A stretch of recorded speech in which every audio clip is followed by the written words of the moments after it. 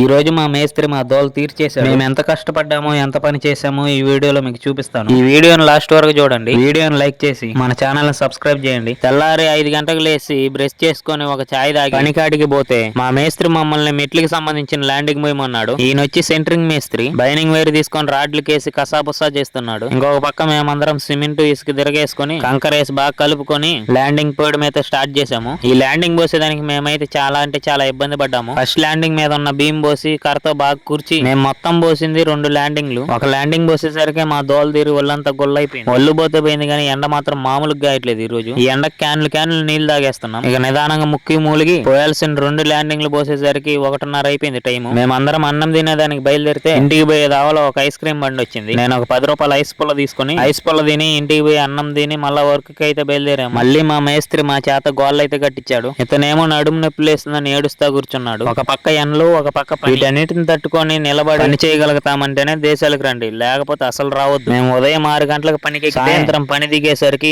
7 అవుద్దో 8 అవుద్దో 9 అవుద్దో అసలు తెలియని పరిస్థితి. ఇలా దేశాల మీద పని చేసుకుంటూ ఇబ్బంది పడేదానికన్నా ఊరి దగ్గరే ఉండి ఏదో ఒక పని చేసుకుని బతకడం మేలు అనిపిస్తుంది నాకైతే. ఒక్కసారి మీరు దేశాలకు వచ్చారనుకో పనికి మిమ్మల్ని మేస్త్రులు శాపం దోమినట్టు దోమేస్తారు. ఇక మా వర్క్ అంతా కంప్లీట్ చేసుకునేసరికి టైం అయితే 6 దాటిపోయింది. ఇంకా అందరం తొందరగా పని ముగించుకొని మా రూమ్ కు బయలుదేరేసాం. ఈ రోజుకి ఇంతే. ఇంకొక వీడియోతో మీ ముందుంటా. అంతవరకు మీరు లైక్ చేసుకొని సబ్స్క్రైబ్ చేయండి. అందరూ బాగుండాలి. Bye bye.